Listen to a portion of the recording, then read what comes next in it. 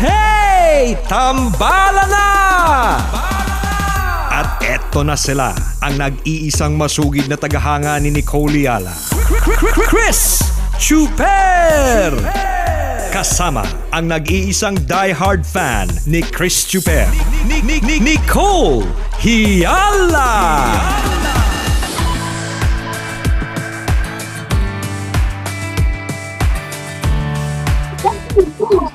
Hello! Good morning! Happy Friday! Wow! Hi, Prince! Ako, inaantok pa si Prince, oh. Saka si Princess, bagong gising. How are you, Princess? Not bagong gising daw siya. Yun ako. Ako. Kanina ka pagising. Yeah. What time? 6. Ikaw, Okay. partner, ano oras ka nagising? 7 minutes ago. 7 minutes ago ka gumising, pero nakuha ko pang magpaputi ng mukha. Oo, Chinchansu yan. Hindi kagabi pa nakalagay yan. Pinagandaan ko talaga to. Oo. Chinchansu pala kagabi. Gusto ko ba ang Chinchansu partner? Ay, ganun ba? Wala na, no? Wala na. Natanong ko sa mga tita ko, kasi mga tita ko dati may gano'n sa bahay namin sa probinsya. Yung ang puti-puti talaga ng mukha nila. Pero hanggang mukha lang. Oo. Kasi nakakalimutan na ikalat ng leeg. Pagdating dito, ito na talaga yung tunay na kulay, di ba? Nakakaloka. Tsaka, Kaya na may- tama ba, partner? Yung parang nasa maliit lang siya na tube, tapos parang kulay, siya. Basta ang lakas ng tamoy niya eh. Kulay pink, oo. Yung pag sumakay ka ng jeep, ahalin mo yan kahit ventilated yung jeep, di ba? Open window siya. Amoy sa buong jeep. Pero, Okay, Tsaka makita mo yung difference talaga ng parang mapa, Australia, Pilipinas. Ganun yung kulay. May difference siya. Yung kulay ng mukha sa leeg sa mga gumagamit ng Chinchansu. Oy, nakaka-relate, di ba? Pero nakaka-relate. yung mga tita natin ng mga dekada 80, dekada 90. Alala ko may tita ako pag nasa nasa ibang bansa. Yun ang bilin niya lagi. Every time na may uuwing kaibigan dito sa Pilipinas, uy, bili ka ng Chinchansu, dali mo dito sa Canada. Pero ang Chinchansu ay malamang gawa sa China, no? Oo. Malamang. Oo. Oo. Naalala ko to ng partner nung pumunta kayo ng China, yung Love Radio, pumunta kayo ng China, tapos napabili kayo ng mga kung anik-anik na mga pampapahid sa mukha ng mga pearl Cameron. Parang wala Oo. namang Walang kuminis. Nag-usap-usap pa yung mga, hati tayo kasi malaki bulk siya bulk order siya bulk purchase. So walang ganong kalaking pera. Naghahati-hati pa, nag-usap-usap. Kumusta sa'yo ito dalawang tube sa'yo Tapos sa'yo, 3 kasi mas malaki yung contribution mo, mga ganun tipo. Kung uwi ng Pilipinas, wala din naman naging effect. hindi din naman naging kasing kinis ng Chinese yung itsura, di ba? Alam mo talagang nadadala tayo sa mga iba't ibang klaseng mga marketing strategy. Fast forward to today, partner, no? Yung mga mabibili mo sa online na mga halata namang wala naman talagang effect, katulad ng mga pampatangos daw ng ilong na pampaipit ng ilong, tatangos daw yung ilong mo overnight. Oo. Totoo. Ay, nahulog, sorry. Nahulog yung bata. Alin ang nahulog? Alin nahulog mo nahulog yung bata o yung anak? Yung cellphone mo? Cellphone. Okay.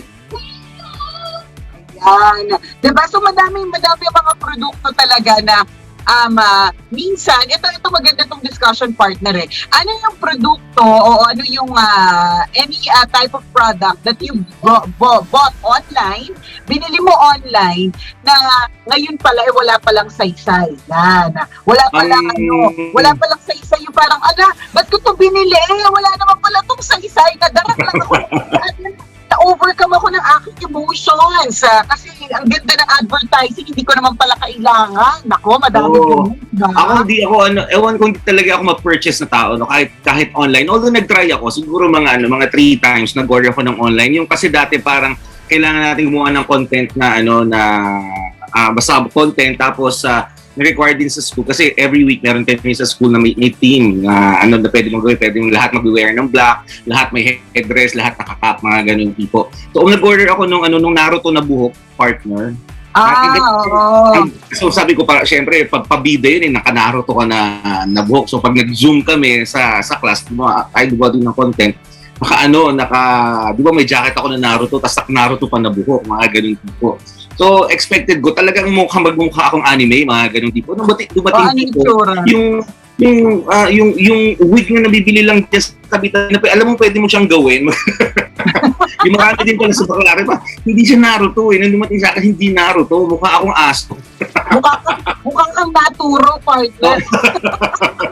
Mukha ako na usog na Naruto ang dating. So, isang pesos yun. Ang mahal pa naman, parang 152 pieces. May mga ganun tipo. Mahal, di ba? Pero pag alam mo sa tabi-tabi, mabibili mo siya ng 150, mga ganun lang kamura. Siya parang yun nga, 1.5 yung dalawang pares na yun. Kasi kulay gray at isang kulay brown na buhok. So, yun, isang bagay na pinagsisihan ko yun. Ano ba yung second purchase? Kaya minsan nadadala ako eh. Mas maganda talaga yung nakikita mo ng aktual. Oo.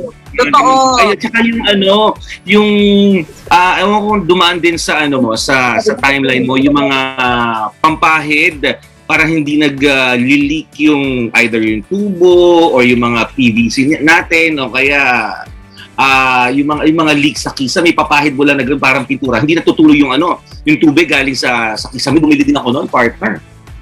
So walay natanggal siya. Parang hindi, umulan lang natanggal lahat eh. Ganon. So, nilagay ko siya doon sa hindi naman hindi ko sa kisame nilagay sa tiles. Pero kasi doon sa ads nila, pwede kahit saan eh. Pwede nga sa papel, pwede sa plastic, pwede sa semento. So sa tiles ko nilagay, pinahid kong ganon. Parang ilang oras pa lang, umulan lang saglit, natanggal lahat, burado talaga, wash out. Diba ganon? Totoo yan. Pero in fairness dun sa I think dun sa mga iba, may mga produkto talaga na talagang that works.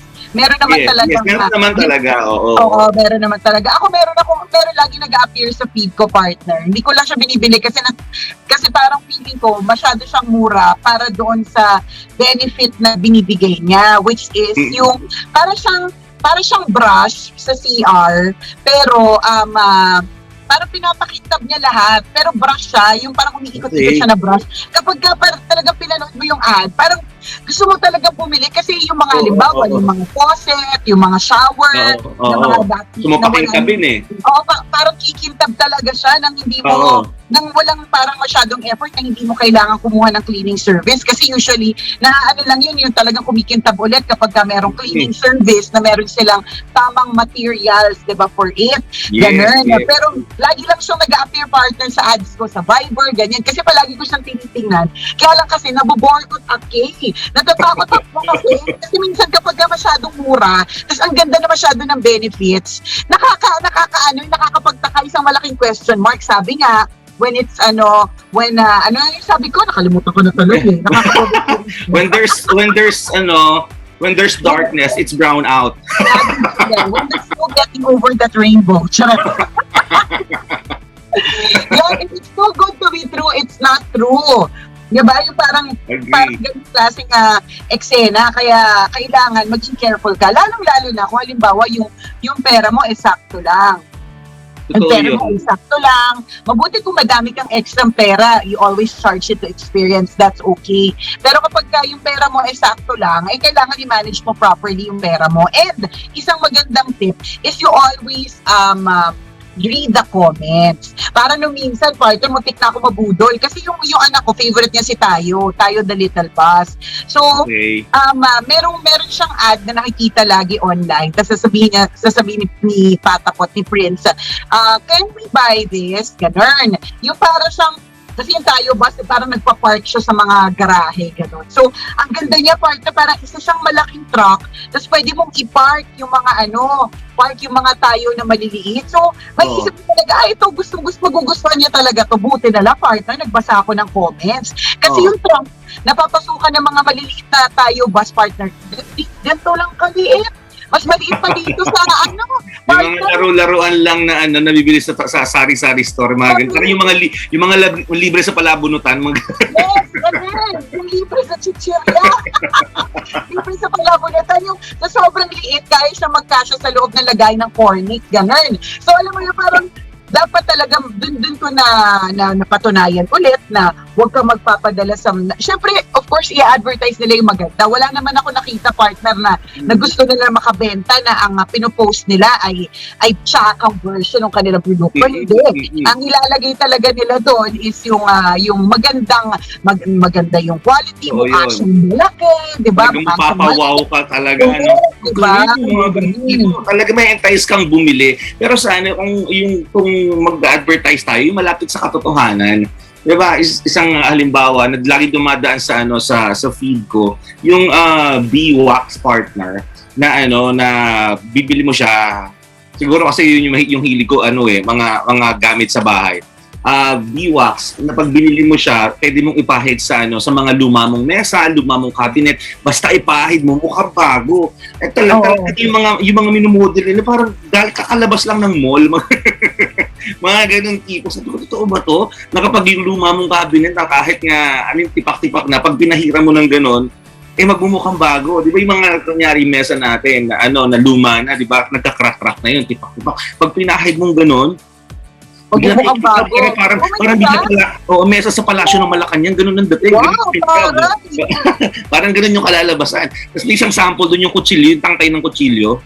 Tinubog lang nila doon sa Bee-Wax. Pag ako na ganun, wow, ang kintab. Parang bagong-bago. So, magpapabili ka talaga.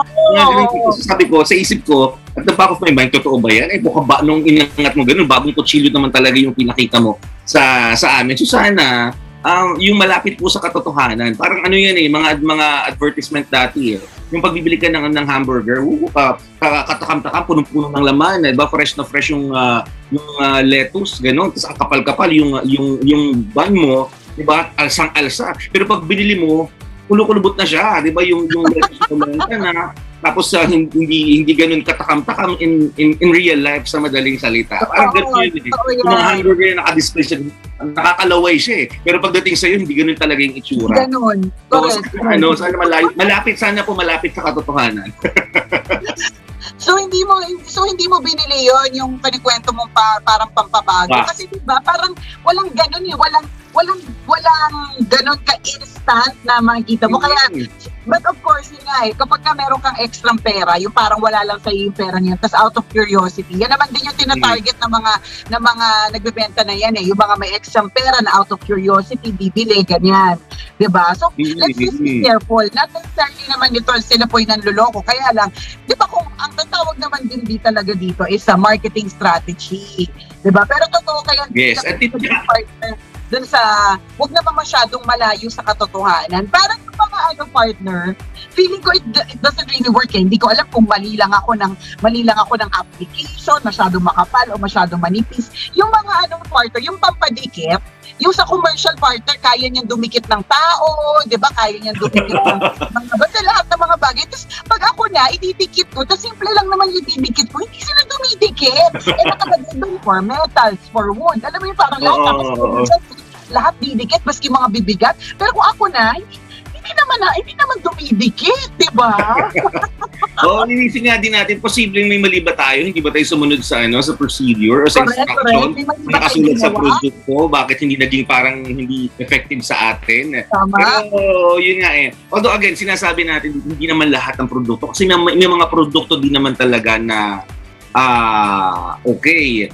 Kasi may kaibigan ako, nag-order siya ng mga solar lamp pa. Usong na yun, siyempre, okay naman daw, maganda. Ako hindi ko pa na-experience, pero siya yung nagsabi sa akin, try mo tong solar lamp na to, lagay mo sa dyan sa bahay ninyo. So, yun, maganda daw yun. So, sinasabi natin, hindi lahat ng produkto talagang feeling mo nabudol ka kasi may mga produkto din naman na okay, na talagang malapit din sa katotohanan. So, yun, basta ingat lang din po kayo. So, magtumingin po kayo ng reviews ng mga nag-purchase na kasi makakatulong yon kung talagang legit o hindi legit yung mga produkto na binibenta nila. Kanina meron ako nabasa dito, isa sa mga comments, parang mali pala yung yung size na napunta. Yun din po, kasi minsan nakakalito kapag kami nakasulat na measurement, no? Basta ako bilang nagbebenta kasi kami ng mga damit partner, no? So, ibig sabihin na para sa amin ng mga nagbebenta ng damit, obligation namin na magbigay ng tamang size. So, kung ikaw din ay bumibili online, obligation mo rin magkaroon ng sariling measuring tape.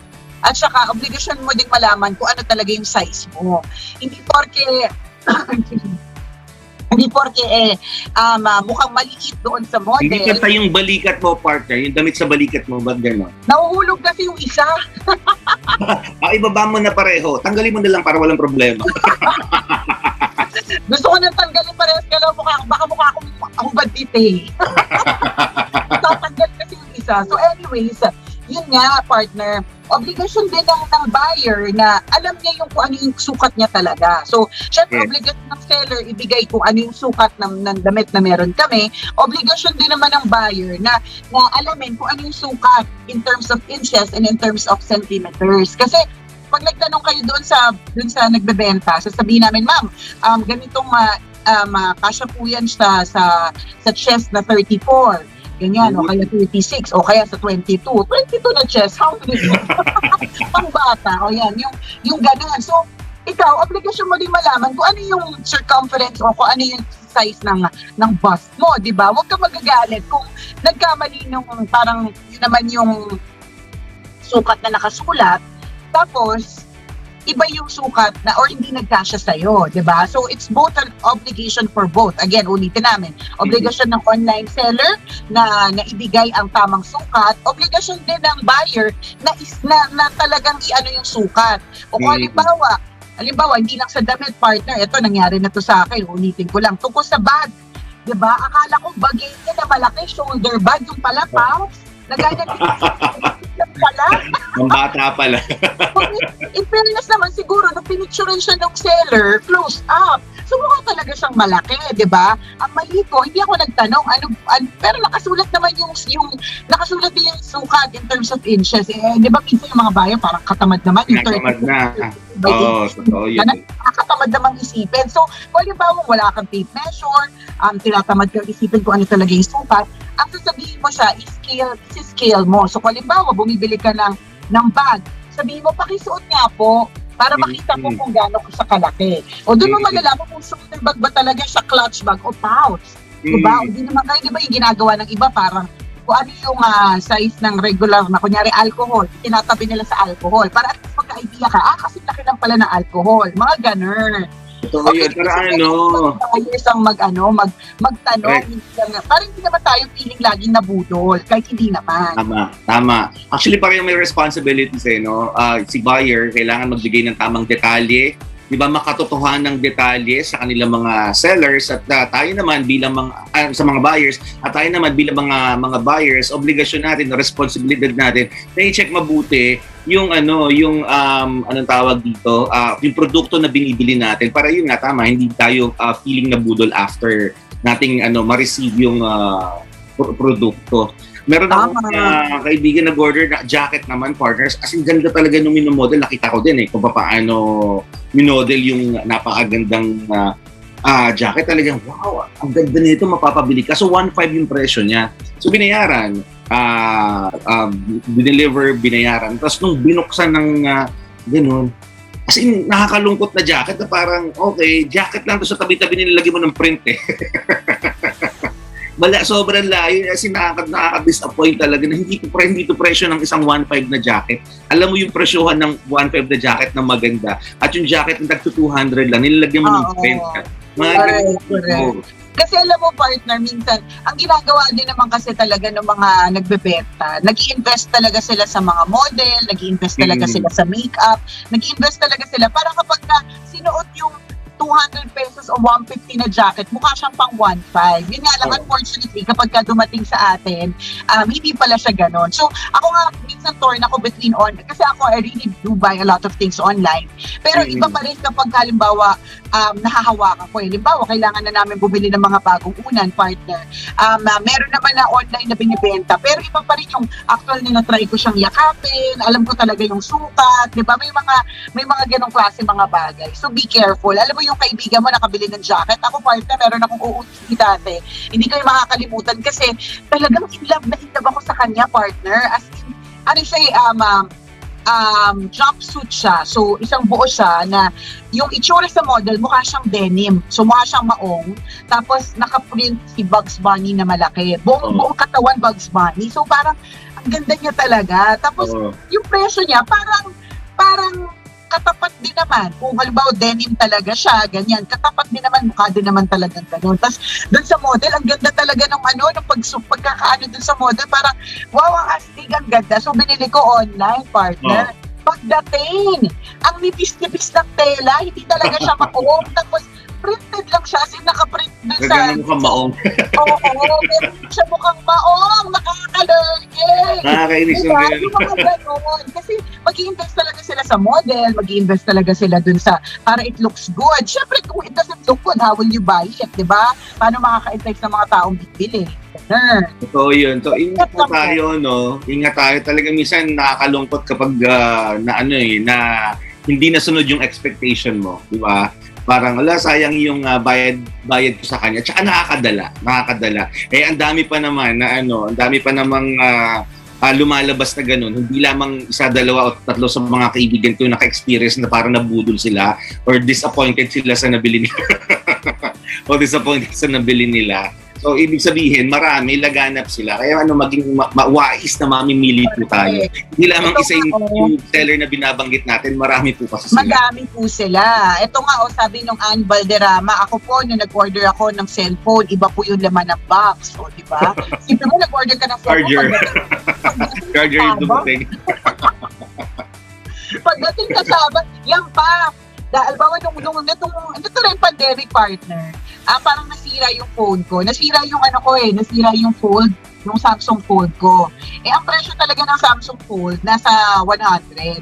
So, di syempre, parang lungkot na lungkot ako, partner, kasi gusto ko yung phone tapos nasira nahulog ko siya Tapos, syempre, hanap-hanap online, baka sakali, partner, may nagbebenta, 15,000. Ang original price na nasa 100,000, partner. Tapos, alam mo ba, partner, talaga kami dalawang mag-asawa, isip na talaga namin, parang, malay mo naman, totoo. Pero hindi rin parang hindi naman ganun yung presyo nun, una. Tapos pangalawa, 15,000 din yan. Mabuti pa lang kung 500 lang yan, parang 500 na lilipad. Sige, hayaan mo na, charge it to experience. Pero hindi, 15,000 din iti. Kasi doon nagpakilala pa ako, sabi ko, ako po si Nicole Yana, ganyan. Parang for sure na hindi ako maluloko. Yung alam mo yung parang pwede kitang i-post. Parang hindi ko na pwede kitang siraan sa madaling salita pag niloko mo ako.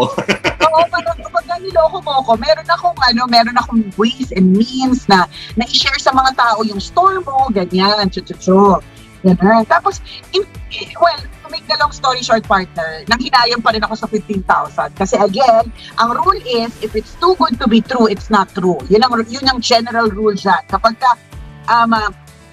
hindi masyadong maganda yung offer, tas ang liit, imposible yan. Meron niyang something. So, in other words, hindi ko talaga siya pinush. Pero ang kulit nun, partner. Talagang, nung una, hindi pumayag ng COD. Tapos eventually, pumayag na ng COD. Tapos biglang, alam mo yung mga ganon. Tapos I found out, partner, na in fairness, kasi paulit-ulit na sinasabi, original po ba ito? Ganyan. Kasi yung original price nito, 100,000 piso, paano naging 10,000 lang? Ganon. Tapos ipapush talaga nilang original. Ipapush nila original. Pero ibig pala nilang sabihin, original na imitation. Original na gawa ng China. Original imitation. Original nga naman. Oo nga naman. Original parang doon tawag doon, copied. Mga ganun. So, ingat ka po. Basta, again, ang general rule, if it's too good to be true, it's not true. Ganun din in terms of investments. Huwag po tayong maniniwala sa, ewan ko lang sa sa 20% na nakita. Wala po kasi ganun eh. Ang mga bangko maliliit lang, 1%, 2%, ganyan. Hindi ko kapag lumagpas na ng 10%, medyo mag-aano ka rin, mag-iisip ka na. Mag-iisip ka lang din. Hindi ka mag-iisip, magtatanong-tanong ka lang din kasi ang daming nabubudol ng ganyan. So yun, ingat po kayo kasi alam natin, di ba, perang pinaghirapan po natin yan. Tayo naman nating mapunta lamang sa mga mandarambong, sa mga manluloko at sa mga mapanlama. So ingatan po natin yung mga perang pinaghirapan natin. Ang dami nanonood sa atin, partner, ha? Meron tayong 98. Hirap na tayo magsalita dito ng 98 ang nanonood. O last na, sabi ni Ika Alvin Velus, nabudol pero hindi pa rin nadadala, order pa more. May ganun no? Pinsan ko yan, si Laika. Talaga? Laika. Oo. Hello, Laika. Good morning. Sabihan mo yung pinsan mo, partner, ha? Anong in-order mo, Ate Laika? Anong in-order mo na nabudol ka? Parang layo, diniliver dyan sa sa Quezon. Ingat kayo, ingat. Pero hindi naman ito din nangyari hindi naman online. Wala lang yung mga panluloko sa mga sa mga consumers. Diyan sa si Ate Laika mga credit, biglang may magde-deliver ng kamote sa bahay nila. Tapos sabihin, may nag-order po nito 2 kilo, pakibayaran na lang daw po. Tapos nagtatanong sila sa loob ng bahay, wala naman nag-order ng kamote. Mga ganun po. Mga mandarambong din. Ganun Naalala ko yung partner, hindi lang po. Ganyan din nangyari yun sa isa kong kamag-anak. Oo. May nag-order po dito ng bra, pakibayaran na lang. Siya naman, inisip niya kasi madami sila sa bahay eh. Oo. Meron talaga nag-order ng bra. So, binayaran niya, inisip niya na kapag papabayad niya na lang dun sa kung sino man yung nasa bahay, partner. At nakaka-lorke, una sa lahat, yung bra sobrang laki, pang World Cup yung dede. Pang World Cup yung dede, una. Pangalawa, wala nag-order. So, ang ending, yung bra, partner, ginawang bonnet. Ginawa ko lang bonnet. Na-imagine ko. Hindi, sa halip na nasa dibdib nilagay sa puwet nilagay, pampatambok. Pampatambok ng puwet.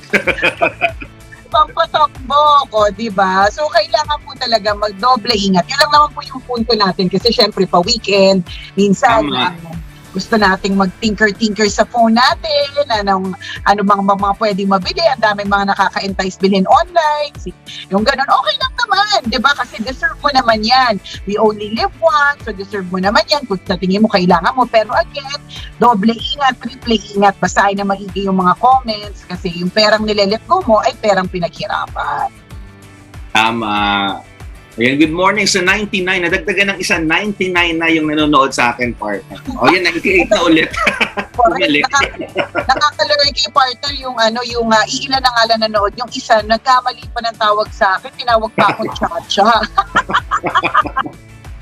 Okay lang naman nga, kakilala at kaibigan ko naman yun, diba? So, yes. Good morning sa inyo at maraming salamat. And I hope you enjoy your weekend po, mga kabisyon. Please, don't forget the weekend rin lang naman. Baka may oras kayong makinig to keep us in the background. We are on Spotify. Ang tambalan po ay may podcast na. Yay!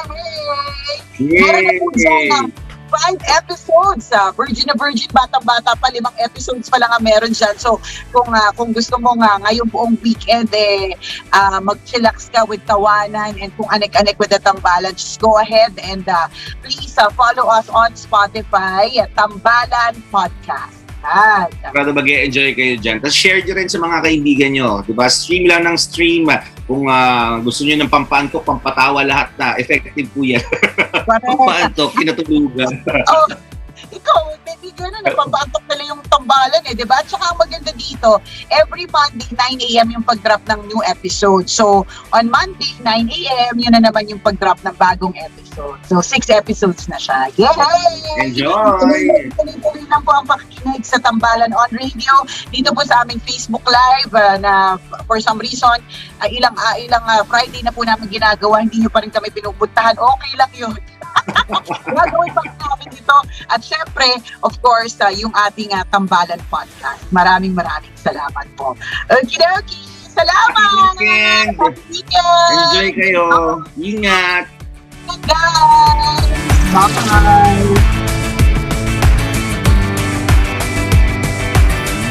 Always your number one SM radio station. Love Radio. Kabisyo, kung napasaya ka at na-lurky ka sa aming video, i-click mo na ang subscribe button at notification bell. Para ma-notify ka every time na may bago kaming video.